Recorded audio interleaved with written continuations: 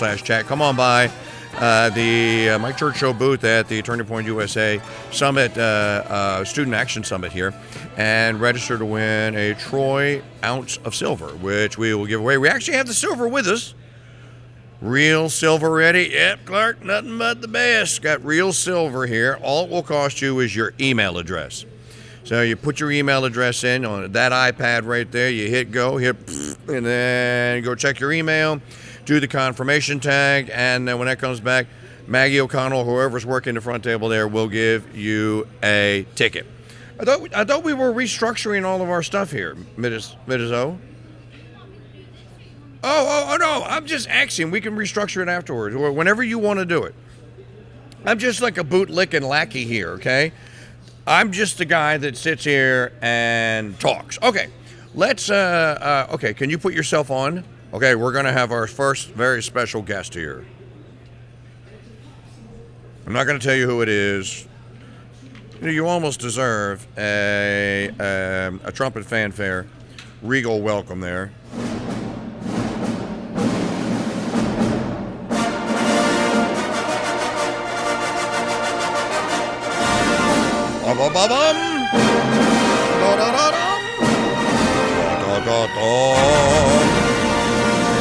Dude, you should have worn the Helen Keller Denier shirt. Yeah. Even though it was so dirty, you'd have to stand it up. I know, man.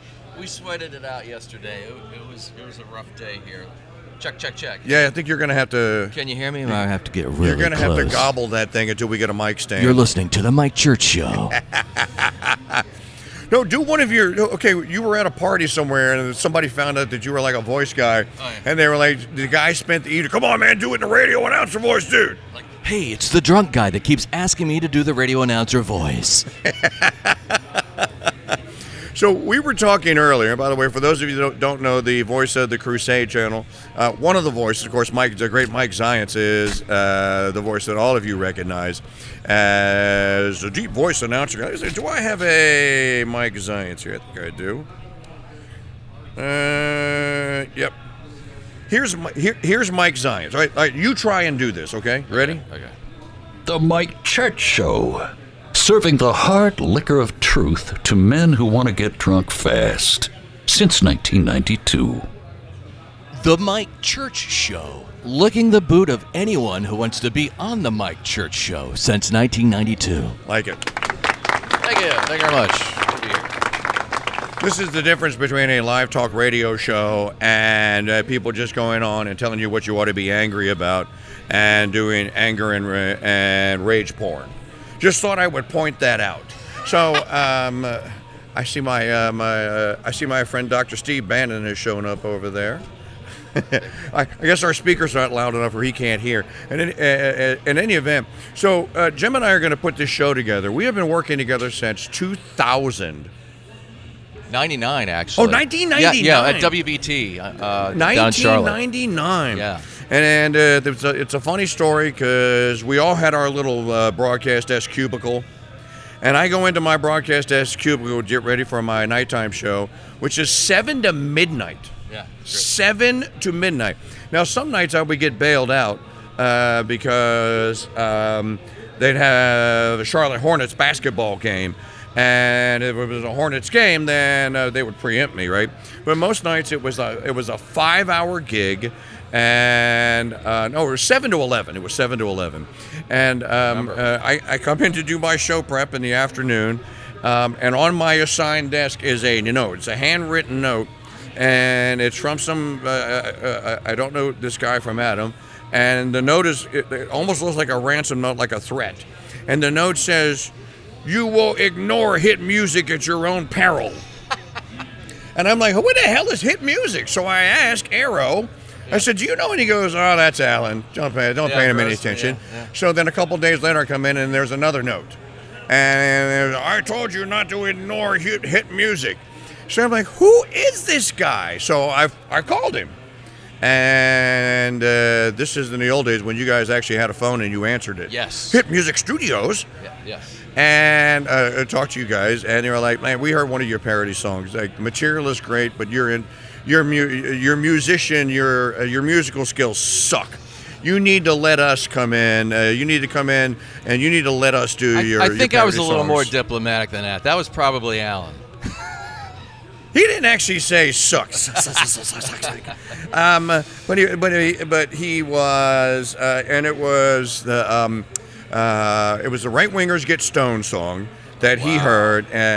When you see a right winger get stoned, and he said, "Come on by, and we'll do that song." And we did the right wingers get stoned, that old Dr. Hook song, which was one of those old studio tracks when they actually played to like a click track or whatever, and they actually played and made the record. There was no click. They were all just playing in a room.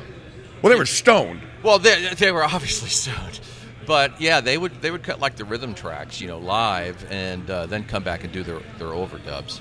And that's why the music had so much more feeling back then, is it wasn't to a rigid grid system. So in 1974, would you have had you would only had a 4-track machine? Or would you have an 8? No, You'd have an 8 by then? But no, we were by 74. I was like what, 7 years 4. old? No, by that time they had 16 tracks, and you could slave 2 machines together, and you'd have to sacrifice 1 track for SMPTE time code to lock them. So yeah, they had plenty of tracks by then. Okay, but you and I were talking earlier about the Chateau de Herouville and how the Bee Gees, how it wasn't a Bee Gee, it was actually Carl Richardson figured out how. So what happened with the story is that Dennis Bryan, the drummer's dad, died while they were in France. He goes, "Dude, I gotta go." Dad's on his deathbed, and they're like, "Go," and so he leaves France. They don't have a drummer. And they're cutting the tracks for an album. They don't know what the album's going to be called. Ultimately, it gets put on the soundtrack, Saturday Night Fever, right? Right. And so they have already cut the basic tracks for Night Fever. So they've already done Night Fever. But Barry Gibb is insistent that he wants to do Staying Alive. And Carl's like, "We don't have a drummer, bro. You can't do Staying Alive." He goes, "You got to figure something out. There's got to be some kind of way." And Carl Richardson says, "Well, I can get you a drum track. It won't be the drum track." And so he takes 8 seconds of Night Fever. Right. And he puts it on a reel. And then he takes a microphone stand, as I understand it, and he puts another reel on the mic stand. So it's a chrome microphone stand, and they came out in front of the tape machine. Yep. From reel to reel, and wrapped it around there, and got that loop. And just hit play. Right. And he timed it perfectly. He remember you used to have to use the razor, chalk and the razor, and then the Sharpie and the razor. You had one chance. And the blue tape, and you tape it on the backside. Right. And so he timed it perfectly, and that's why. I don't know if you've ever heard the Serban mix. So this is not the master track from Staying Alive, but you can hear it more clearly on this one. You can hear it in the intro. 2, 3, 4, 1. Hear that loop? 3.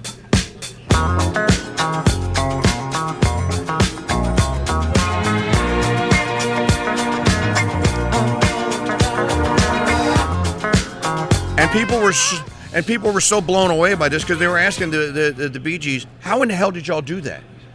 It's too methodical. Nobody could believe you could not have played that to a click track. There's no way that you could be that accurate. Yeah, they found the perfect section and then looped it. And what's interesting is a lot of the other songs on the album, back then you had pitch control. So you could, or speed control really. You could speed it up or slow it down. So they used that on several other songs. They just sped it up.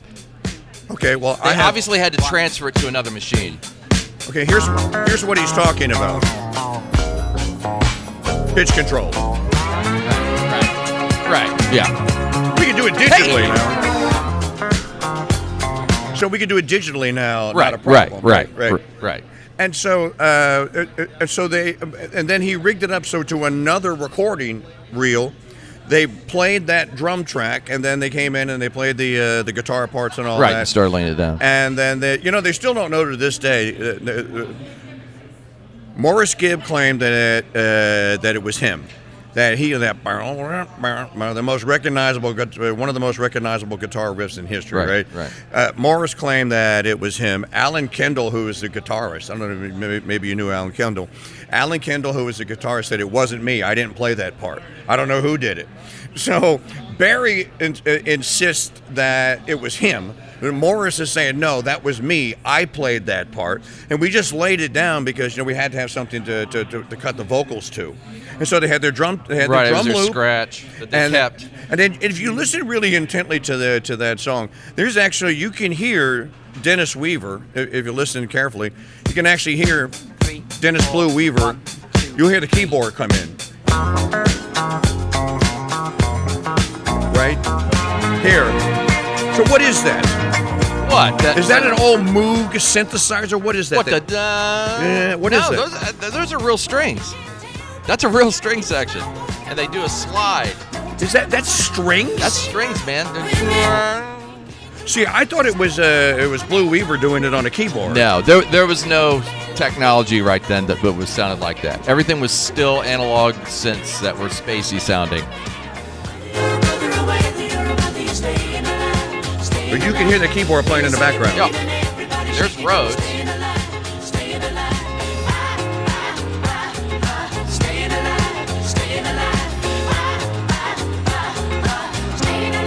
And here's where everyone spotted the drum loop, right here.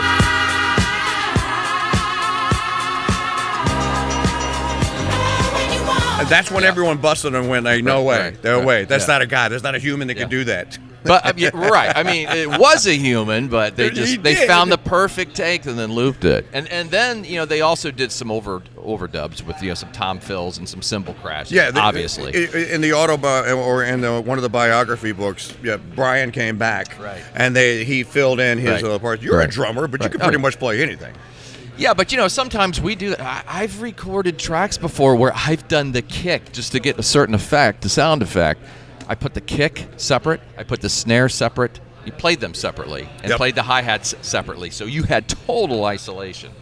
And this is kind of a example of what you'll hear when we do our album Autopsy. Of course, we'll be doing our songs. We have like 56 of them, the Mike Church Show band songs. Another little factoid that Jim Mosher told me once upon a time. Who was like the poobah? Hopefully, you'll remember this story of figuring out how to get that hi-hat into the mix in the 70s. You told me it was Steely Dan.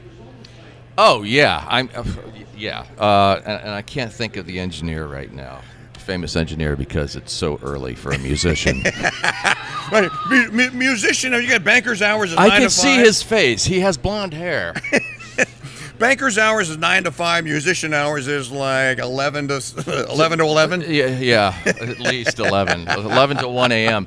But I mean, they really would isolate things off, and the drummers, when they started to get that very separated sound for like Steely Dan, they would have foam rubber in between the snare drum and the hi-hat, and they'd have blankets over the bass drum. They were really trying to get that space where you just heard that tom.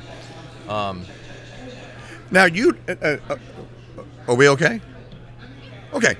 Now you don't like this RE20 mic. You told me that this is a crappy mic. For a kick drum, it's horrible. No, you said for vocals this is a crappy mic.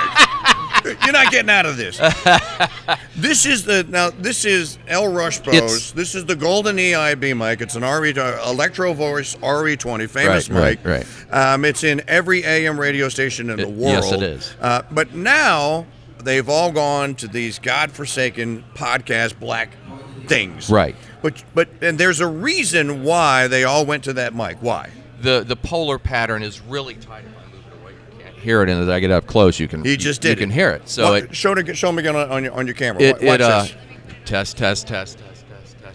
Test. So you can be in a crowd. You gotta gobble that thing. Yeah. You have to get really close. Now the RE20 has a wider field. Yeah, it is much from wider. Side to side on the RE20. It is much wider. But at the time when these mics came out, this came out before this one. Yes. So that this is from the 50s. Yeah, this had a fairly tight polar pattern on it. Polar pattern. Not to be confused with a polar bear. Or a polar cap melting. So, if you're wondering, reason I hate these mics is because everyone in the 70s for a while used these on kick drum, and that's why all the kick drums sound like a box. Yeah. You just can't get that 50 hertz low end. What's it supposed to sound like? It's boom, dum. It's supposed to have that chest. Boom. So if you so back in the day when we were doing songs at Hit Music Studios, I was only there for a year. Right. I met these guys in December of 1999.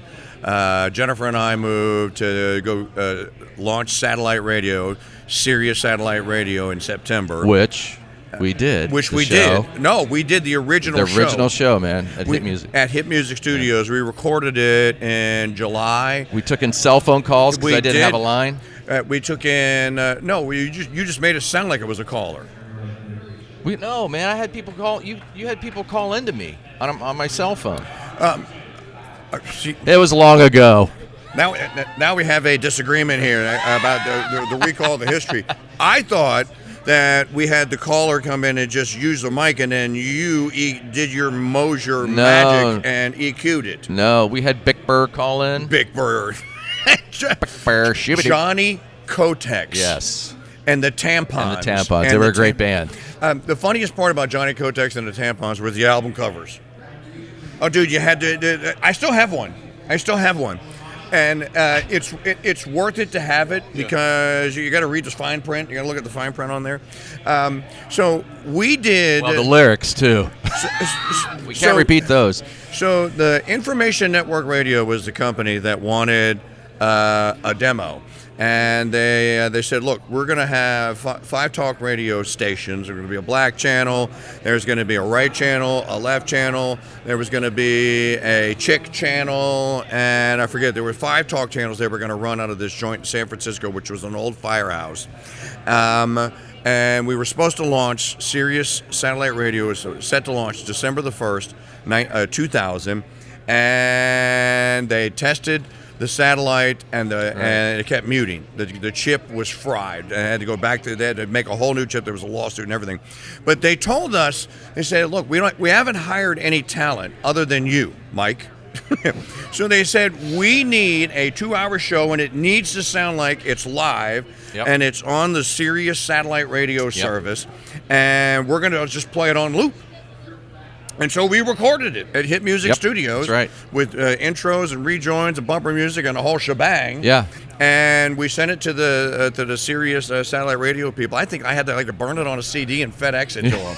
I mean, you talk about old school, bro. Yes. And send it to them. And they played that show for a year and a half on all the talk channels on loop.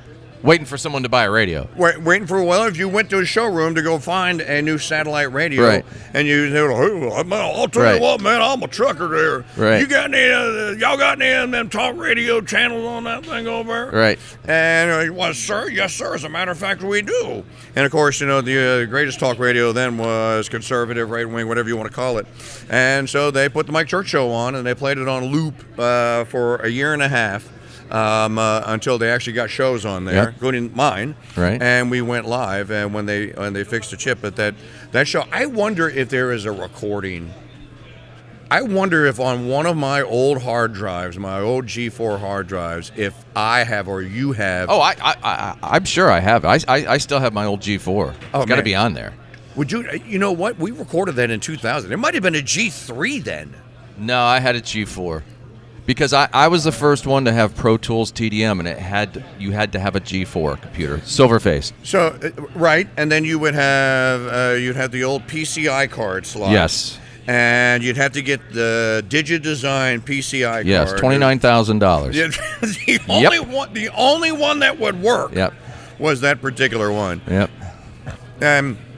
All of this, and we did all this analog and live. We were talking about this yesterday, and now we're up against a break, so we'll have to wrap this up, or this portion of the interview part of the show. We're talking about this, about you would have to drive 4 hours to get a part for your studio if it went out. Yeah, and now crazy. Amazon delivers it. Yeah, I know.